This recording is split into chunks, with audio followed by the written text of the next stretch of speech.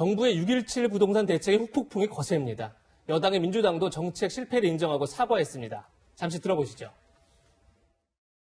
최근에 부동산 시장이 매우 불안정해서 국민 여러분께 대단히 송구한 말씀을 드리겠습니다. 근본적이고 체계적인 대책을 당에서 신속하게 마련하도록 하겠습니다. 부동산 시장의 이런 불안한 모습을 국민들에게 보여드리게 돼서 송구하다는 말씀을 다시 한번 드립니다. 네, 이현주 의원님, 이해찬 대표 결국 두 번이나 송구하다면서 사과를 했는데 어떻게 보십니까? 제가 이해찬 대표는 오랫동안 같이 이제 정치부를 출입하면서 인연이 있는데 이해찬 대표가 웬만해서는 사과하지 않습니다. 네. 그러니까 정말 어떤 면에서 보면 이거 정도 사과해야 되는 거 아닌가? 이럴 때도 참 이해찬 대표는 결코 어떤 사과를 잘 하지 않아요. 근데 제가 깜짝 놀랐어요. 이 부동산 문제를 갑자기 저렇게 사과하시길래. 왜냐하면 그 전날 문재인 대통령이 이제 김현미 장관을 청와대로 불러서 여러 가지 이야기를 했지 않습니까? 그렇죠. 예. 거기서도 뭐 국민들한테 사과라기보다는 앞으로 이런 걸 더 뭐 공급 확대하고 뭐 이렇게 하자. 또 뭐 김현미 장관 같은 경우는 그 전날 국회 얘기를 해서 잘은 안 했습니다. 예. 우리 언론에서는 잘이라는 말을 썼는데 본인은 다 작동하고 있다. 이렇게만 이야기를 했어요. 그게 아마 느낌은 모든 게 다 작동되고 있는데 왜 뭐가 문제냐라는 그렇죠. 식으로 느낌은 있었습니다. 예. 자, 그런 상황에서 갑자기 이해찬 대표가 저렇게 사과를 한 것은 여러 가지 여론조사상의 어떤 그 추락도 있겠지만 이 부동산 문제를 과연 그러면 여당 대표가 왜 사과를 해야 되나? 저는 그런 의문도 있어요. 왜냐? 부동산 대책을 여당이 했습니까? 네. 아니잖아요. 정부가 어떤 면에서 청와대가 주도를 한 거 아니겠습니까? 예. 그리고 그동안 20차례에 걸쳐서 대책을 발표해왔고 그걸 이 김현미 장관이 그동안 주도를 해왔잖아요. 청와대 정책실장이 마찬가지고 그리고 또 문재인 대통령이 지난해 연말에 국민과의 대화에서 부동산 문제 그거 하나만 자신 있습니다. 라고 국민들 앞에 정말 자신감을 표력을 했잖아요. 근데 지금 나타나고 있는 현상을 보면 그렇게 많은 대책을 했음에도 불구하고 지금 대책이 무대책이잖아요. 예. 그러니까 그런 면들 특히 이제 아마 제가 볼 때는 이해찬 대표가 전체 여권을 대표해 사과를 했다고 보는데 그만큼 이 문제가 심각하다라는 것. 특히 이해찬 대표는 굉장히 전략가입니다. 이 전략가가 이렇게 두 번이나 사과한 것은 이 문제가 간단치 않다는 걸 상징적으로 보여주고 있는 것이죠. 네. 저는 이렇게 대표가 두 번씩이나 사과를 하니까 네. 기억하실지 모르겠는데 과거에 21대 총선을 앞두고 네네. 민주당에서 다주택자들 후보들에게 주택처분 서약을 받겠다. 맞습니다. 이런 공약을 했었는데 이건 어떻게 진행이 되고 그러니까 여기에 대해서도 이제 당에 이 기자들이 취재를 했고 당의 입장이 일부 이야기가 됐어요. 예. 그러니까 말씀하신 대로 뭐 오래된 과거도 아니에요. 4.15 이번 지난 총선 그렇죠. 그 이전에 입후보할 사람들은 지금 우리 당, 우리 정부의 정책이 이 1가구 1주택 아닌 겁니까? 그렇죠. 실수요자만 혜택을 주겠다. 뭐 부담을 경감해 주겠다. 다주택 소유자들은 팔도록 하겠다. 그 강력한 조치가 계속 이어진 거잖아요. 네. 그렇다면 우리 당의 이제 의원으로 입후보를 하겠다면 자, 다가구 소유자들은 1가구로 1주택으로 정리하겠다는 서약을 해라. 서약서를 받았다는 거예요. 그래서 그럼 언제 어떻게 되는 겁니까? 지금 176명 아닙니까? 그렇죠. 당소속이. 그럼 다 이 중에 다주택 보유자는 누구이며 언제까지 무엇을 어떻게 팔 것인지 좀 확인을 해주세요 했는데 답변할 수 없다요. 구체적인 내용은 답변할 수 없다. 예. 다만 이야기할 수 있는 건 뭐냐면 그때 약속, 서약을 받은 건 사실이고 2년 이내로 돼 있는 것 같습니다. 대략. 2년이네요. 예, 예. 그러면 2022년까지네요. 대선까지죠. 예. 대선 이전. 대선 평가 받기 전에 아마 이게 한 번 더 다뤄지지 않을까 싶은데 예. 그렇다면 어떤 의원이 몇 채를 어디에 보유하고 있었는데 대략 어디를 처분해서 지금 어디에 살고 있다.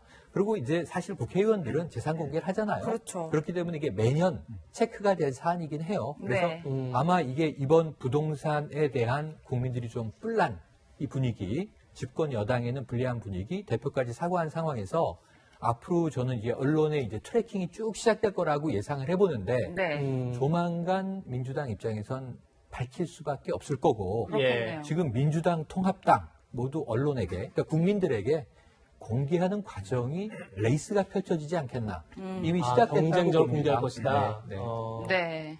예, 지금 민주당은 아직까지 밝히지 않고 있지만 경실련이 지난달 4일에 공개한 자료가 있습니다. 같이 보면서 좀 말씀하면 좋을 것 같은데요. 그러니까 21대 국회의원 중 다주택자가 얼마나 있나 봤더니 민주당이 43명, 미래통합당이 41명, 민주당이 좀 많은데 물론 의원 비율로 따졌을 때 통합당이 더 많다고 봐야겠죠. 이제 민주당이 워낙 의원 수가 많다 그렇죠. 보니까요. 예. 그리고 밑에 보시면 최다 주택 보유자들이 보이는데 이계호 의원 5채가 있고요. 그리고 박덕흠 의원, 임종성 의원 내채씩 있고 김진애 의원도 내채가 있네요. 이제 지금 의원들의 다주택 비율이 높은데 자 이게 어떻게 보면 과연 이런 이제 많은 부동산 대책이라는 게 입법을 통해서 어떻게 보면 이제 실현될 텐데 과연 다주택자들이 많은 국회에서 다주택자들의 불리한 법을 만들까요? 이런 의문이 들 것 같아요. 국민들 시선에서는 국회의원들은 항상 이제 기득권층으로 이제 따가운 시선이 있기 때문에 네. 아 국회의원들이 여야를 만들라고 다주택자가 많구나 새삼 놀라지도 않을 것 같습니다. 예. 그런 의미에서는 뭐 여야 사실 뭐 다 똑같다고 볼 수밖에 없는데 문제는 그럴 것 같아요. 국토부에서 입법이 아닌 국토부의 개인적인 개별적인 행정명령으로 주택 공급 제한 정책이라든지 부동산 대책을 발표할 수가 있습니다. 네. 그러나 중요한 부동산 대책은 사실 입법 활동을 해야 됩니다. 입법 활동을 해야 되는데 여야 막론하고 다 기득권화돼서 강남 이름을 포함해서 전국 곳곳에 저렇게 4채, 5채씩 다주택을 갖고 계신 분이 있으면 아무래도 좀 부담스럽겠지요. 자기 이해관계가 있기 때문에. 저는 더 중요한 것은 여야가 다 그렇다 손 치더라도 저는 민주당에 조금 더 책임을 많이 물을 수밖에 없는 게 통합당이 저렇게 다주택자가 많다고 하는 것에 대해서 통합당도 할 말이 없습니다만 예. 민주당이나 청와대는 이미 부동산 대책을 김현미 국토부 장관이 수차례 내놓으면서 했던 게 뭡니까? 이게 투기가 되면 안 되니까 다주택자를 막기 위해서 대출을 규제를 하고 그다음에 여러 가지 LTD라든지 무슨 담보비를 다 규제하면서 많은 사람들이 주택 구입 자체를 계속 억압했지 않습니까? 그렇죠. 그래서 30, 40대가 사실 민주당이 화가 난 건 뭐냐면 내가 평생에 집 한 채 사기 위해서 예. 집을 좀 얻고 사겠다는데 못 사게 하는 거거든요. 그게 사실은 집 한 채라고 하는 대한민국 국민의 안전자산에 대한 의지가 있는데 이것을 사다리 걷어차기를 하고 있다는 박탈감이 있는데 거기에 더해서 뭐가 있냐면 자기는 못 사게 했는데 청와대에 있는 분들, 장차관들, 예. 민주당 의원들이 다주택자를 갖고 있으면서 심지어 팔으라고 했는데도 예. 판다고 했는데도 안 판 거 아닙니까? 저는 이 부분은 통합당과는 달리 더욱더 뿔이 날 수밖에 없다고 생각합니다. 네. 집권 여당이 우리는 부동산 투기 작겠으니까 실수요자 아니면 안 되니까 대출을 받아서 하는 것을 규제하겠다 하면서 30, 40대들이 집 사게 하는 그 꿈을 다 짓밟아 놓고 예. 청와대 고위공직자들이나 민주당의 의원들이 다주택을 갖고 있으면서 팔겠다고 말만 하고 있으니 이건 제가 볼 때 굉장히 감정적 화가 많이 나죠. 예, 연이은 부동산 대책에 국민들이 굉장히 분노하고 있는데 그 이유가 비단 집값이 올라서만 아닐 겁니다. 정부의 호언장담이 오히려 기름을 부은 게 아닌가 싶은데 저희가 영상으로 준비했습니다.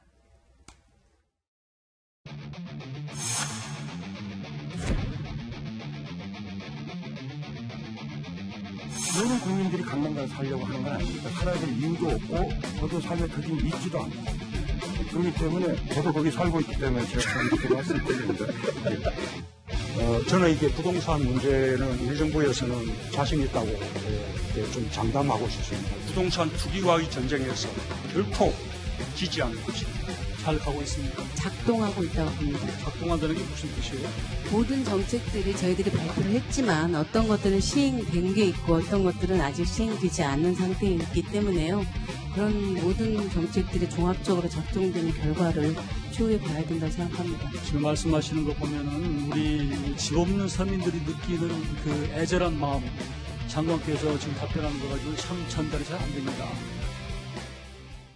네, 앞서 보신 영상처럼 부동산 논란이 만만치가 않은데 이런 와중에 가장 논란이 되고 있는 중심 인물은 노영민 비서실장이라고 할 수 있을 것 같아요. 이거 안타까움이 있습니다. 정말 이건 정부, 정권의 차원에서 뼈아픈 대목이에요. 예. 왜냐하면 이전에 부동산 때문에 청와대를 향해서 국민들이 뿔났던 적이 있어요.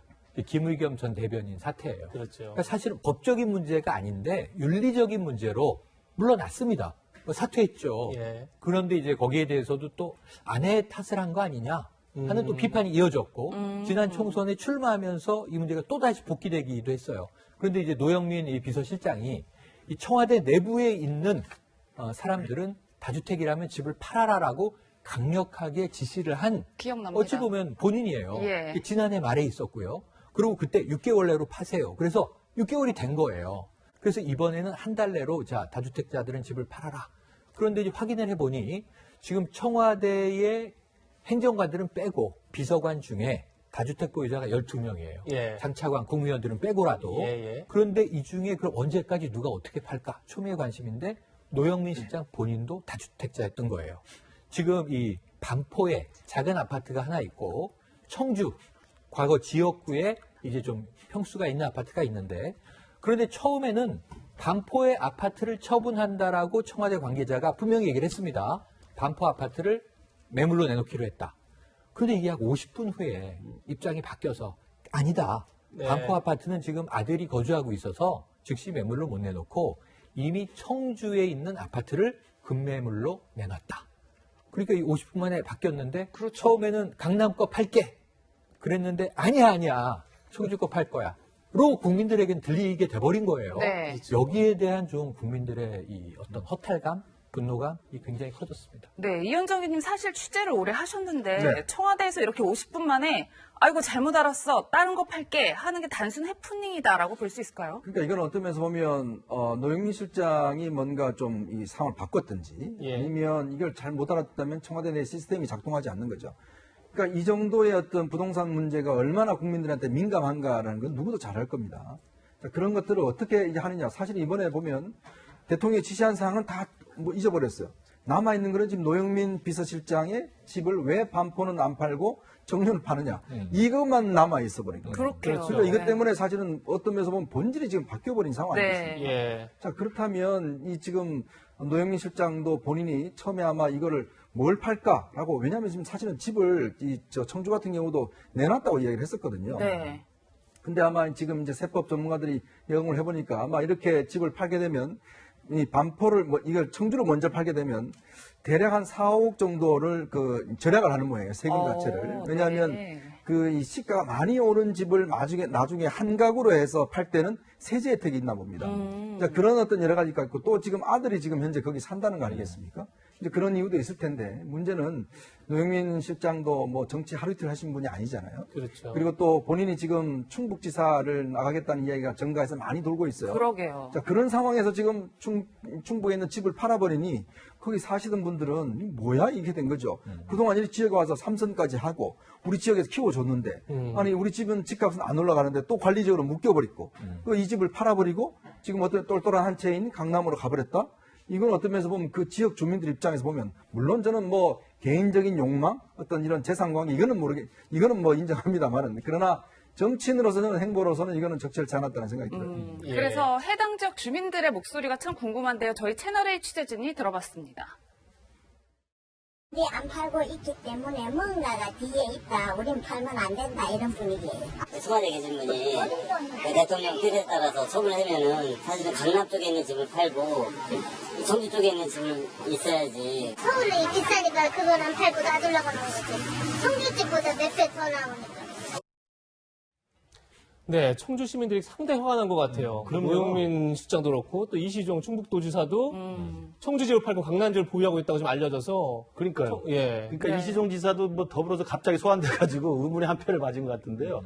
저는 정치인이라고 한다면 정치인으로서 향후의 정치적 진로를 고민할 거 아니겠습니까? 그러면 물론 지금은 이제 불출마해서 현역 국회의원이 아닙니다만 향후에도 충북이라든지 청주를 기점으로 해서 거점으로 해서 정치를 할 거라면 사실은 아무리 돈이 좀 아깝고 그다음에 개인적인 이해관계 따지면 사실은 계산이 안 나오더라도 청주를 팔겠다고 했다가 바로 반포를 또 아니고 청주를 팔겠다, 반포를 팔겠다고 했다가 예, 이렇게 예. 말을 바꾸는 건 제가 볼 때 패착 중에 패착이라고 생각이 들고요.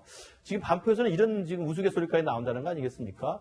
대통령 비서실장이 팔겠다고 했다가 안 파는 거니까 이건 비서실장 인증주택이다. 예. 그래서 그 지역은 지금 뭐 가격이 오를 거라는 또 네. 우스갯소리도 나와요. 그 정도로 국민들한테는 민감한 사안이거든요. 그렇죠. 그리고 아까 제가 말씀드린 30, 40대 이 상대적 박탈감 같은 경우는 굉장히 지금 극에 달하고 있는데 이 부동산 대책을 책임지고 걱정 말라고 호언장담했던 집권 여당과 청와대 핵심 실세들이 저런 모습을 보이니까 국민들은 뭐 뿔난 정도가 아니라 굉장히 화가 치밀어 오르고요. 또 하나는 이시종 지사든 이 노영민 비서실장이든 다시 충청도 또 청주에 가서 지사를 원하든 뭐 다시 재기를 원하든 정치를 하실 생각이면 이번에 이 부동산 해프닝 같은 경우 제가 볼 때 돌이키기 힘든 굉장히 큰 상처가 될 겁니다. 앞으로도 그 부분에 대해서는 아마 대책을 세우는 게 필요할 것으로 보입니다.